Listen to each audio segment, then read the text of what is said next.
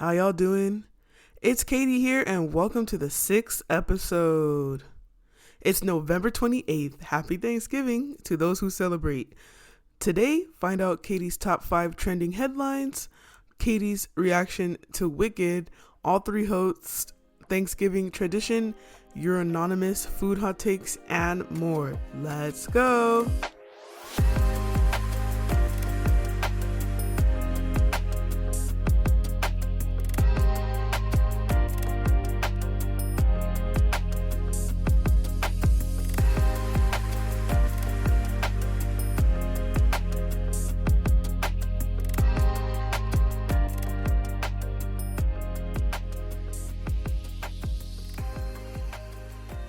In this segment, I will be sharing this week's trending pop culture headlines. Time for Kadie's top 5 in 5.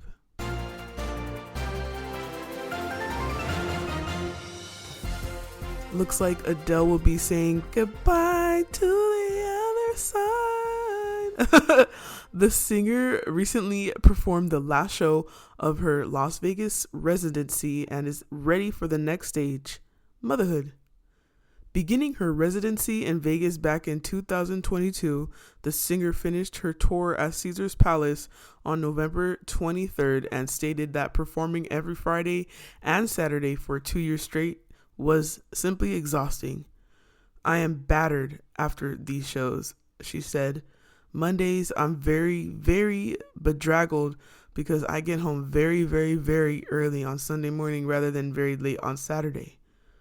The multi-talented musician made it clear that she was ending her shows for a solid and valid reason, and that's to spend more time with her family, including her 12-year-old son, Angelo, and to spend more time with boyfriend Rich Paul, in which she's a stepmother to his kids, Rihanna, Richie, and Zayn. "I'm gonna miss the shows terribly," she said, "but I'm very ready for them to be over. It's a big deal to me because it's very bittersweet," Adele said. "I'm looking forward to having loads of spare time to love on my kids, to love on my man, and to love on another kid, to love on my house. I need to get back to my own life." Adele didn't need that Vegas luck and earned over $100 million during her residency, according to Hello Magazine. Jackpot! Speaking of money trees, superstar rapper Kendrick Lamar secretly dropped a surprise album titled GNX on Friday, November 22nd. The album features 12 tracks, including artists SZA and Kamasi Washington. Singer, songwriter, and record producer Jack Antonoff, known for his works with artists like Taylor Swift, Sabrina Carpenter, and Paramore, took part with Lamar's album. In fact, he helped produce the whole project. GNX is Lamar's 6th studio release. Following the release of the album, the Compton native dropped the music video to track 2, Squabble Up, and Lamar showcases impressive visuals of the community and environment he grew up in, from dancers to showcasing a banner of the well-known Compton Christmas parade. Hint, hint, Lamar always shows love to his community. Last week, Billboard dropped the greatest pop stars of the 21st century, featuring the music industry's finest singers, rappers, and groups that have impacted pop music over the last 25 years. The top 25 may be no shocker or surprise, starting with the 25th spot, Katy Perry. Number 24, Ed Sheeran. Number 23, Bad Bunny. 22 was crowned to One Direction. 21, Lil Wayne was announced. 20, Bruno Mars. 19, BTS. 18, The Weeknd.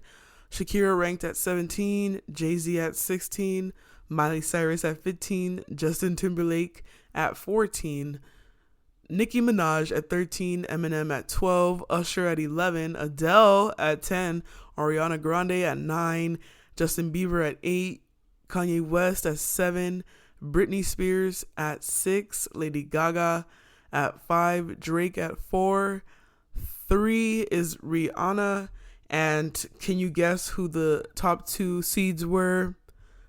Drumroll, shocker.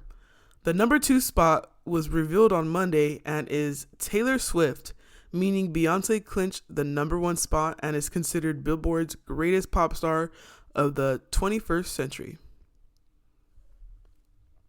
Speaking of charting on Billboard, it looks like the highly anticipated movie musical Wicked defied gravity in the box office this weekend. Starring Cynthia Erivo and Ariana Grande, Universal's take on the Broadway classic topped the box office, opening with $114 million in North America from nearly 4,000 theaters over the weekend, beating out Gladiator 2, which earned $55 million.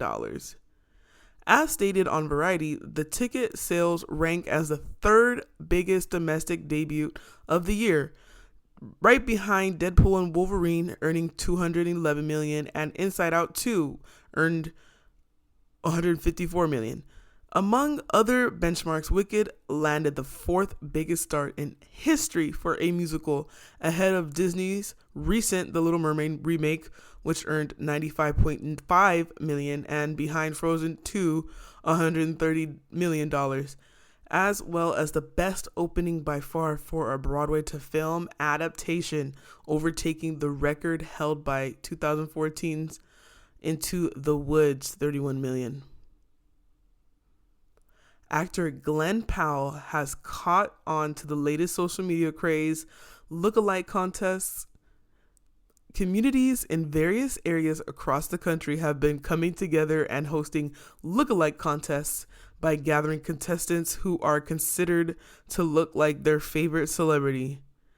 Glenn Powell called into his own lookalike contest in Austin, Texas on Sunday, November 24th, to give the winner a very special prize, a cameo in his next film. According to Variety, Powell wasn't on hand at the Austin contest since he's currently filming Edgar Wright's The Running Man remake in the UK, but his mother and aunt helped judge the competition, which ended up crowning a physician assistant named Maxwell Bronstein as the best lookalike. Many social media users have stated how communities can come together and create something special, especially during this time. People are yearning for community. Now it's time to dig a bit on some of these topics. So I'm just gonna start from the first one and make my way down. So guys, isn't it bittersweet that Adele just performed her last show? I don't know if it's actually her last show of her career or she's just taking a long break. Who knows? Because if you're a real musician, in my opinion, I don't think anyone can step away from music. It's like when artists say they're retiring from music, but then they come back and create more songs. Just like Lil Wayne, and I know J. Cole just announced he's retiring soon. He's been releasing mixtapes and things like that. But if you're really passionate about music, you don't really step away. And I don't know if this meant that Adele is not creating any more albums, things like that. But I think she took a big step in the leap that not a lot of people have enough courage to do. And I give her props for prioritizing her family over anything else. And that's simply how it should be. She's one of the greatest voices that we have, as I mentioned in the Billboard top 25. She's ranked at number 10. I mean, her impact is crazy. And it's funny because most of her hits are ballads, but it just shows her impact. She just has, her voice is so emotional, soothing. And even if you haven't been through anything as much as she has, you feel it. You experience it with her music. And I'm just happy for her. And I know when I was researching about this story, she said she wasn't able to drink red wine because it kind of dries up the vocal cord. And she said after her last show, that was her plan, to just relax and drink lots of red wine. So cheers to you, Adele. Congratulations on everything. And congratulations are in order to Kendrick Lamar as well. I think I'll be touching base more of this on our next episode when all of the hosts are together. But because I know Kaitlyn wanted to talk about this, but I can't go on without commemorating Lamar's album. And Jack Antonoff produced it, or executive produced it. What a crossover. Like, seriously, guys. Like, that's a match made in heaven. You wouldn't think that someone that creates music for Taylor Swift, Lorde, Lana Del Rey, and more could really like hang with like hip hop artists like Kendrick. But here we are. The album sounds amazing. A lot of people are loving Squabble Up, and TV Off. Mustard. That's like been a viral thing like all week. A lot of like brands like McDonald's, I forgot who else, Shrek, the Shrek franchise, on like a lot of these franchises that just random were posting about Mustard, and it was very cool to see like a community.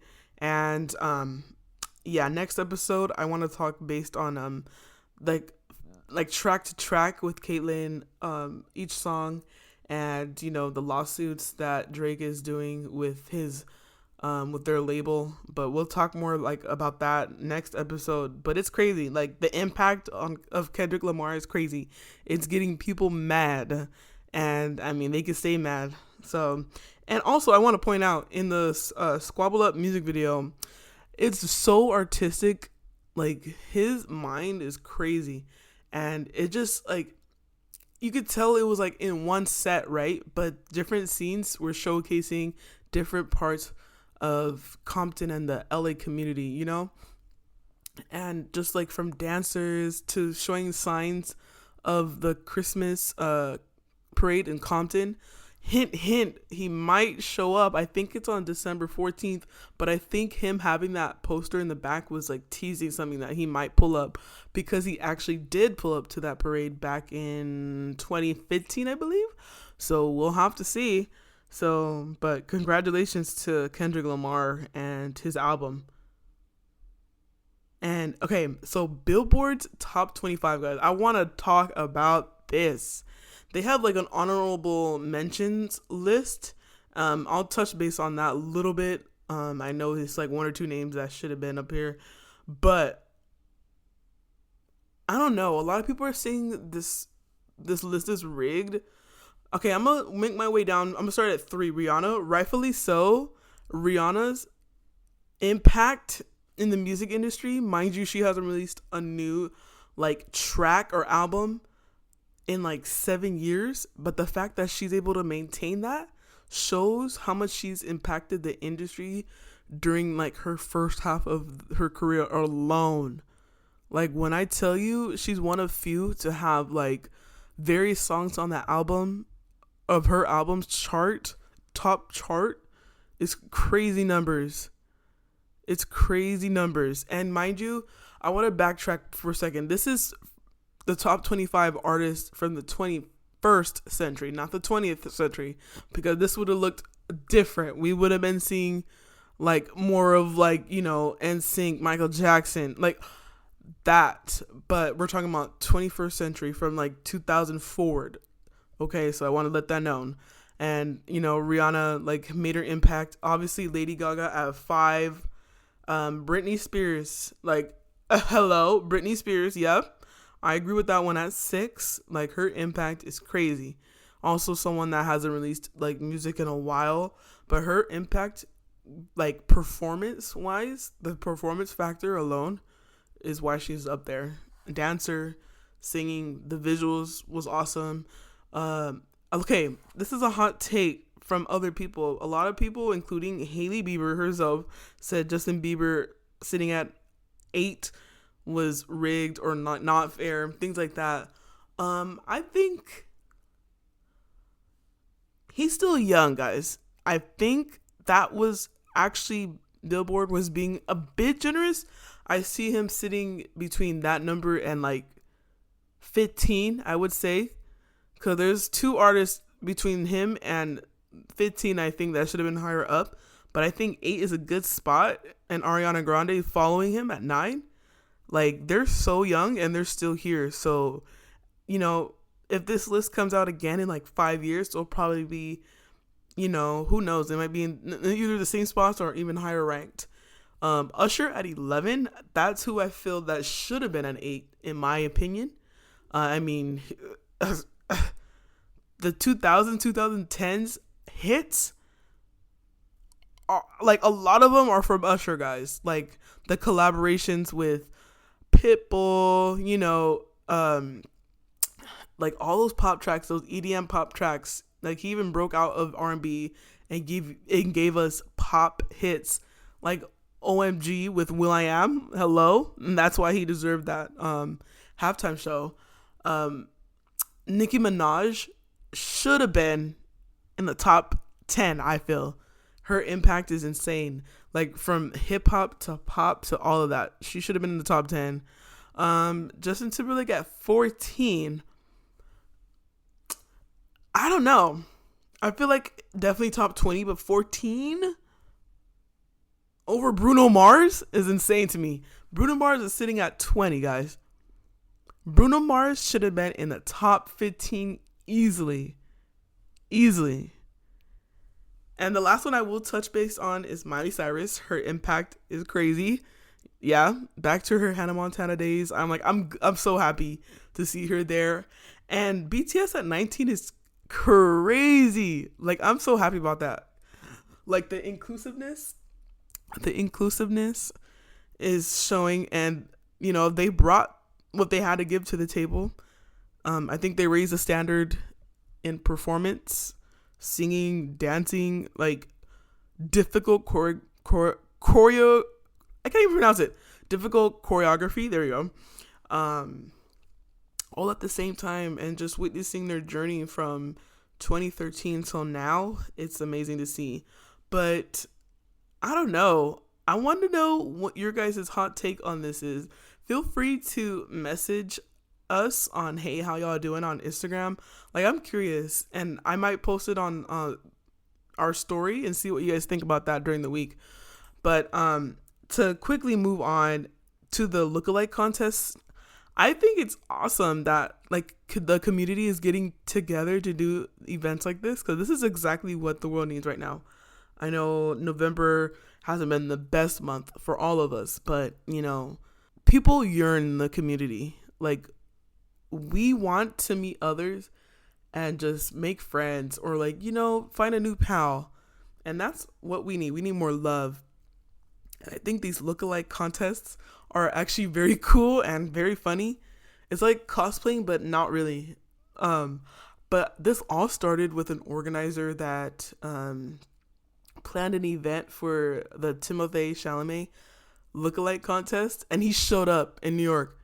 I forgot if it was what park it was exactly, Washington Square maybe, but he showed up, guys. He showed up. That's crazy, because a lot of these lookalike contests, you don't really see the celebrity show up, but he showed up, and I think that's what really started the trend to get it going. And I think there was a Paul Mescal one in Dublin, and he showed up as well. I've been seeing a lot. There's been a few I've seen on TikTok and Twitter. There's been a Challengers one, and who else? There's been a lot. I've seen one for Raul Alejandro, the Latin singer. But these are very cool to see. And there's one for Jungkook for BTS as well. And I like seeing these. These are very cool. There was a Kanye West one. I'm thinking as I go which ones I've seen. But a lot of people are saying, like, when is the Theo James one coming out? I'm like, I agree. But this is so fun. And yeah, like I said, people, you're in the community. So we'll see how much more that people plan. And I plan on going to one in person one day. I missed the Challengers one. But, I mean, if there's any for, Aaron Taylor Johnson, I'll be there. You know what I'm saying? Anyway, and lastly, I know it went out of order, but I really want to touch base on the Wicked movie, guys. Cynthia and Ariana they did their thing, guys. Like, I'm not even gonna spoil it that much, but by the time this episode comes out, like, I would hope at least some of y'all would have seen the movie by now. But the opening scene, that's all I will say. Like, that number alone deserves to be nominated for an Oscar and next year's nomination round for the Grammys. Like, I need it to happen. And Cynthia Erivo's portrayal as Alphaba, it's definitely like a parallel to today's society. Even though she's green, it reflects a black woman in many ways. And that's why I feel like I was emotionally attached to the character. I mean, besides her having like knotless braids, like, you know, we have like that bust down braids, period. But aside from that, I mean, her edges were laid too. But aside from that, a lot of the things that she faced for being green is very parallel to, you know, my story as a black woman, or just in general as a black woman. We're often just looked at harshly at school or even in the workplace. And her, you know, showing her confidence on the outside, but inside she's very like hurt, damaged, things like that, kind of shows you have to keep your head held high in public and not face your feelings as a black woman sometimes. And I feel like that really correlated with me, and you know, I won't spoil it too much, but the scene at the Ozdust ball really resonated with me, and I'll talk based on it with the hosts next episode. But that was really meaningful, and a lot of parts of that scene were real. It wasn't rehearsed. I think Ariana Grande stated that she wanted it to be authentic, and she didn't learn the you know, that part during that scene until the actual scene, or like right before leading up to it, to make it look more real. And it was. And you know, Cynthia's tears in that part of the movie were real, authentic, and I think that's why they connected so much. And all those interviews that we've seen of them like crying and just admiring each other, I understand now. Like, I'm holding up space for them today. Like, and like Defying Gravity, like, that number was insane. Not only I need that to be performed at the Oscars, she deserves to win an Oscar. You guys do know that Cynthia is one award away. She just needs one Oscar to become the next EGOT winner, and I believe she will earn this. And this is just part 1. Part 2 comes out next year, and I'm so excited. Like, it's gonna be so long. And can we briefly talk about Jonathan Bailey? Like, his introduction like scene, that performance number that he did, I heard he did that all in one take. Hello? Like, you don't really hear about that, and that number is difficult. When I watched the movie, I was like, he did this in one take? Like, he's over here like bouncing off of books and stuff. Like, it just shows how talented he is, and he's definitely in his bag right now. Like, from Bridgerton to Jurassic World, Jurassic Park, to this, and just many more projects that he has lined up his way. I mean, and Gurley's, like, I understand now. I understand. Trust. I understand now. I understand. I'm now a Jonathan Gurley. But that was very fun, just talking about Wicked. And, you know, now I'm going to be moving on to the next segment. So basically, I know that we have a diverse podcast. You know, all 3 hosts, all of us, we come from different backgrounds and have, you know, different traditions in terms of Thanksgiving. And my family's tradition really comes to life the morning of the big day. It really starts by tuning in to the Macy's Thanksgiving Parade, hello, on TV, yeah. Coming from a Jamaican family, it is important that we do incorporate something special when bringing everyone together, at my grandma's house, of course. We eat homemade ackee and saltfish along with my grandma's original fried dumplings. My grandparents actually usually make it, so you already know it's made from love and it's tasty. And just to give a background information on what ackee and saltfish is the national dish of Jamaican made with salted codfish and the national fruit ackee. Other ingredients generally use onion, scotch, bonnet pepper, tomato, and various spices. I love the spice. That's what makes it really come together. Additionally, it can be served with green fig, aka like unripe bananas sort, like the ones that you get in the supermarket that are green. Exactly. Thanksgiving dinner is where we eat the typical food you normally see on Thanksgiving, like prime ribs, chicken, sausage, ham, homemade potato salad, casserole, mac and cheese, rice and beans, and lovely dessert. Oh wait, backtrack before dessert. My granddad, he makes like a salad just to like cleanse us, and lovely dessert. Usually my family gets it from Albertsons or Vaughn's, but we get carrot cake. We always get carrot cake or apple pie, one of those two. We don't really mess with um, pecan pie or sweet potato. Like, that's not who we are. We are a carrot cake or apple pie family. And we watch, the NBA Thanksgiving games or NFL. Like, we like to watch things like that in the evening. And enough about my small tradition. My fellow hosts, Rosie and Kaitlyn, shared their family traditions too. Hello, hello, and happy Thanksgiving. Um, I actually really don't have any Thanksgiving traditions. It's typically just my immediate family, so it's me, my mom, my dad, and my brothers. And I typically I come back home, so we live in a pretty small town, so I kind of just drive around, see my high school friends that are still around and kind of just catch up for a little bit. But really, I'm just at home with my family and my pets, just chilling and eating, typically helping my mom cook dinner.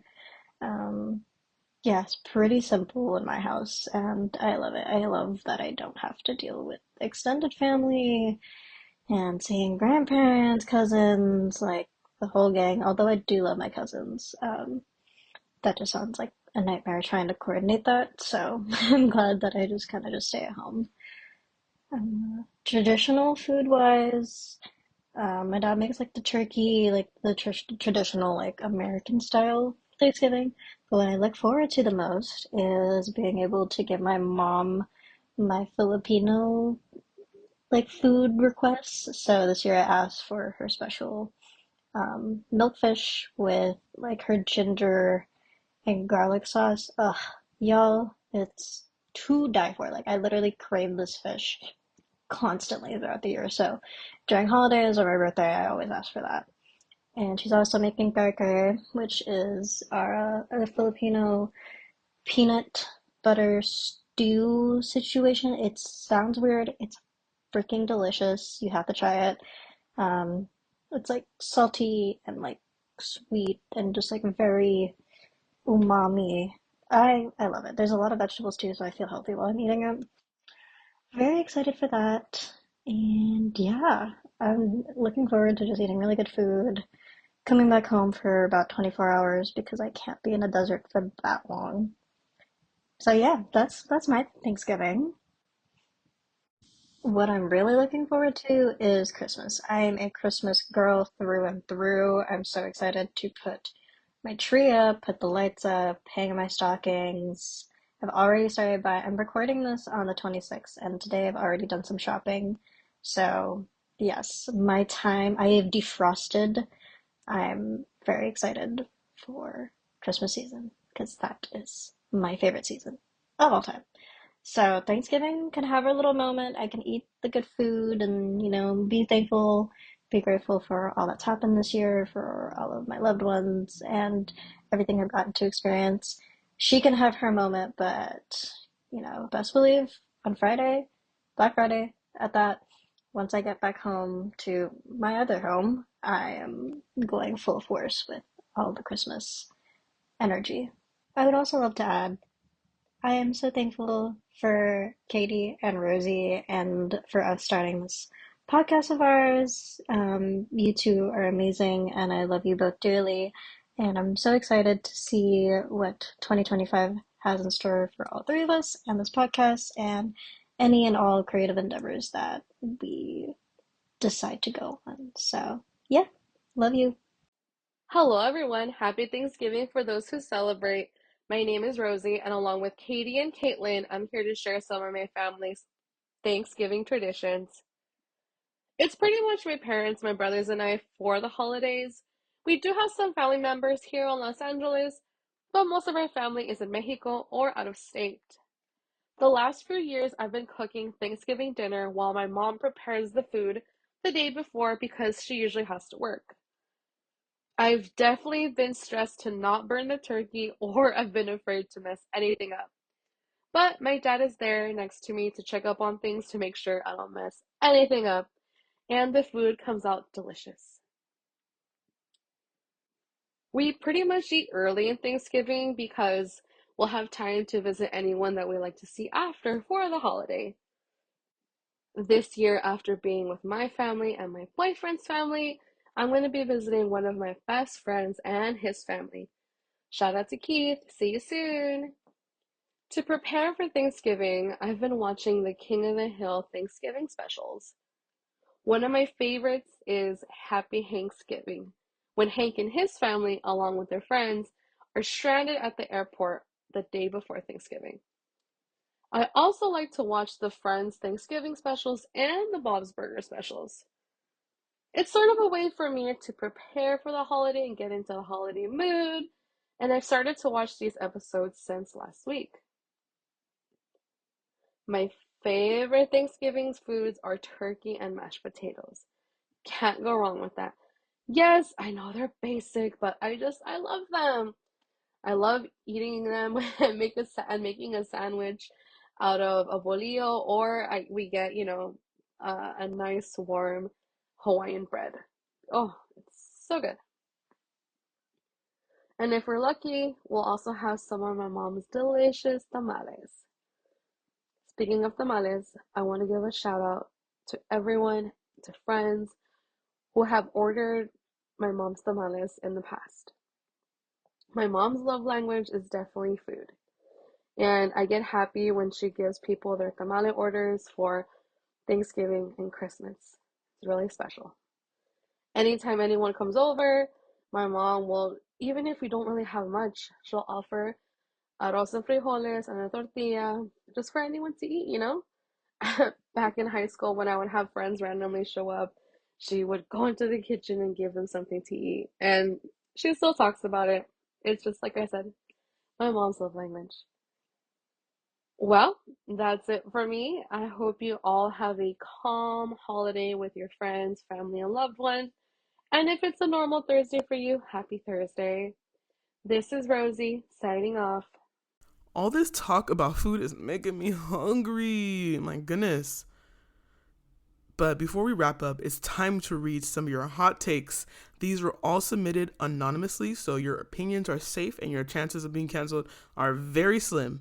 We asked y'all some of your Thanksgiving food hot takes, and surprisingly, a lot of them are similar, and I was not expecting this. So I'm going to read about 4 of the submissions that were submitted. Thank you guys, by the way. Like, you guys submitted your response very quickly. I think there's a lot of hot takes.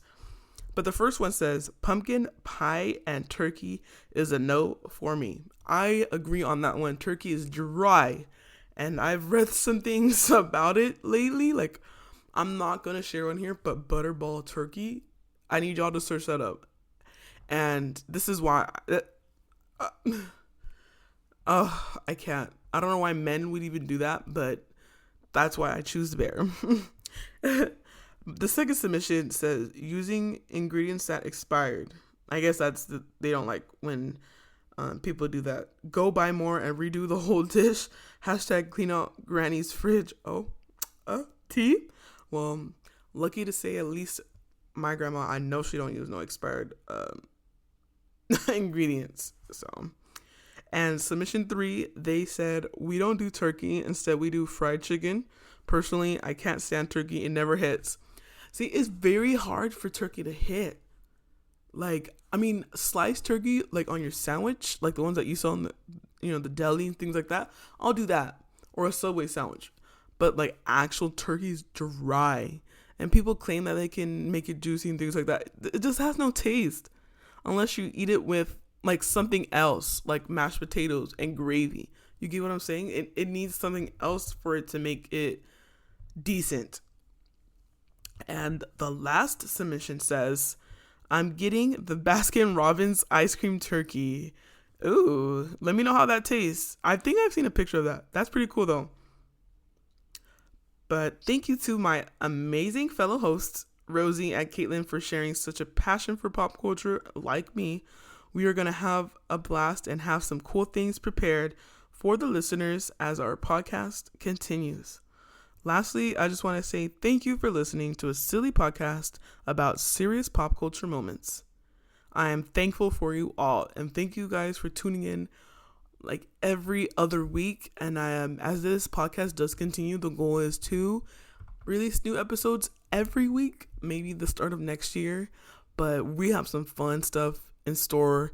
Like a lot of cool things in pop culture are coming up in the next week or so. Like the next episode, I think by the time we all reunite again, I'll host. I mean, it's gonna be Christmas season. Like we gotta list our Christmas faves. We gotta Spotify Wrapped is coming out. Like we're gonna have so much fun. So, but in the meantime, like I'm so thankful for you all for tuning in each week. As of right now, I think we're sitting at over like 300 downloads. Like all time downloads is over 300, and people like obviously our primary audience is out here in LA based, but like when I check the stats on our show, there's people tuning in from like Philadelphia, Washington, and I think our first couple episodes there's people like from Japan listening. Like that's insane. Like this small little podcast can do like great things, and it'll only go up from here. So thank you guys so much. I appreciate you. This has been Rosie, Kaitlyn, and Kadie here. See you guys next time for the 7th episode of Hey, How Y'all Doing? Releasing on Thursday, December 12th. Bye. Bye, guys.